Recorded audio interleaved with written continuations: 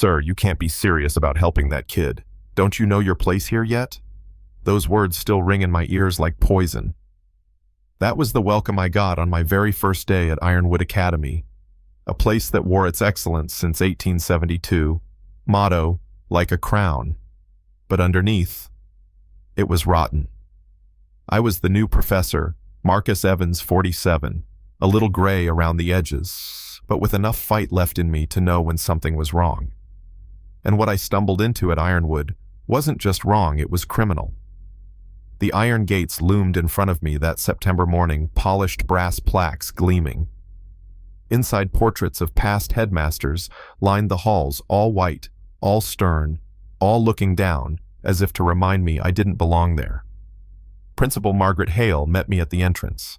Platinum hair pearls around her neck, her smile sharp enough to cut glass. "The board made a progressive decision to hire you," she said, "but we expect you to respect our traditions." I knew what that meant. They wanted a token, someone they could point to whenever diversity was mentioned. Nothing more. The whispers followed me everywhere that first week. Students in perfect uniforms leaning against marble pillars murmuring, "That's him, the new one." Teachers sitting stiff in the lounge testing me with fake smiles. One even asked if my Harvard PhD was real.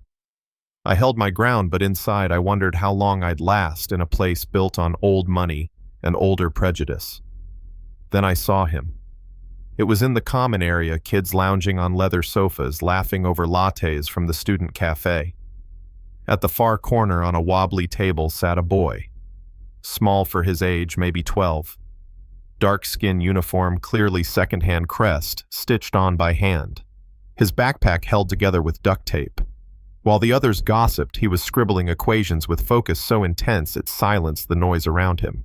I'll never forget how a group of wealthy boys sauntered by, accidentally knocking his papers to the floor. He knelt quietly, gathering them while the laughter echoed. I moved to step in, but Principal Hale's hand landed on my arm. Best not to interfere. Children need to learn their place. That boy's name was Devin Carter, and I knew right then he was fighting battles those kids would never even see. 3 weeks later, I was grading papers after hours when I heard a faint sound. A page turning a whisper of numbers. Following it down a dark hallway, I noticed a thin line of light under a storage closet door. I knocked. The light clicked off. "It's Professor Evans," I said softly. "You're not in trouble." The door creaked open, and there he was. Devin, flashlight clutched tight, eyes wide with fear. Inside that closet, my chest tightened. A makeshift desk balanced on paint cans. Old textbooks stacked high. Papers covered in equations that belonged in a college lecture, not in a 7th grader's handwriting. "Why here, Devin?" I asked. He looked down. Electricity got cut. Mom had to choose between the bill and my school uniform. If I show up out of dress code, they'll eat me alive. I felt something twist deep inside me. His voice was steady, but beneath it, the weight of shame and pride fought each other. The janitor, Mr. Lewis, had given him the flashlight. "Boy's too smart to let the dark stop him," the old man told me later. That night, I made a decision. No student of mine was going to study in a closet. I invited him to my classroom after hours. He resisted at first. "Sir, won't you get in trouble?" "Let me worry about that," I told him. And so it began our quiet rebellion. But Ironwood was watching. The next Monday, I was summoned. Principal Hale sat behind her mahogany desk, flanked by Mrs. Prescott, the wealthiest donor in the city, and her golden boy, Ethan. Hale's smile was razor thin. "We've received concerning reports about your after-hours activities." "I'm tutoring a brilliant student," I said. "Inappropriate favoritism," Mrs. Prescott snapped. "My Ethan deserves equal attention. He got a C on his essay, and that could ruin his future." "His essay was plagiarized," I said calmly. "I was generous giving it a C." Ethan's face turned red. "That's a lie." I opened my gradebook. Paragraph 3. Word for word from Wikipedia. Conclusion. Lifted from an essay posted online in 2018.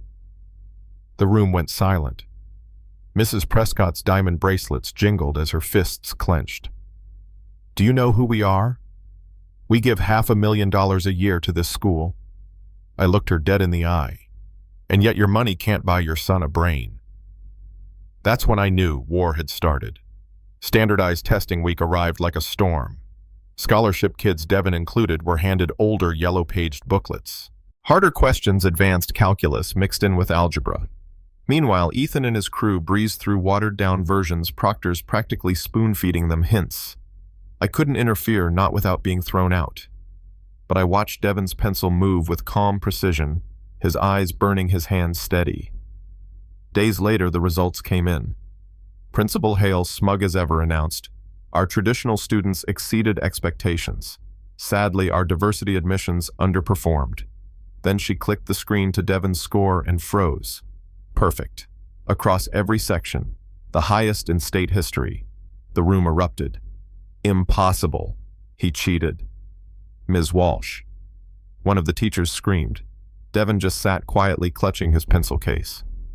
I felt pride swell in my chest. He hadn't just passed. He'd exposed the entire game. The State Department swept in soon after, armed with complaints and whispers I'd been feeding them for weeks. And when Mrs. Prescott accidentally revealed the rigged system during a fit of rage, I played the recordings I'd kept in my pocket. Every bribe, every lie, it was all there. Chaos doesn't even begin to describe that day. Parents shouting, teachers panicking, cameras flashing. Devin, 12 years old, stood in the center of it all, calm, steady, brilliant. But the battle wasn't done. Mrs. Prescott leaned in close, hissing so only I could hear, "I'll ruin his mother. She cleans my offices. One word from me and she's out." I stared her down. "Threatening a child's family to protect your lazy son? You've already lost." And she did. The headlines came fast. "Boy who studied by flashlight shatters system. Donations pulled, board members indicted, Principal Hale forced to resign." For the first time in a century, Ironwood had to face itself. And Devin, MIT, Harvard, Stanford, they all came knocking. But he surprised us all. He turned to me and said, "I don't just want this for me. I want the others too." He formed a team with the scholarship kids they'd ignored, mocked, nearly destroyed. And together they won the National Academic Championship, beating Ethan and his bought and paid for squad in front of the entire country. The look on those parents' faces, priceless. Years later, Ironwood is unrecognizable. The portraits of old white headmasters replaced by murals of diverse scholars. The closet where Devin once studied. It's a museum now, with his battered flashlight under glass. A reminder that brilliance can shine even in the darkest places. And Devin, Dr. Devin Carter, now is out there changing the world, chasing cures for diseases his mother once couldn't even afford treatment for.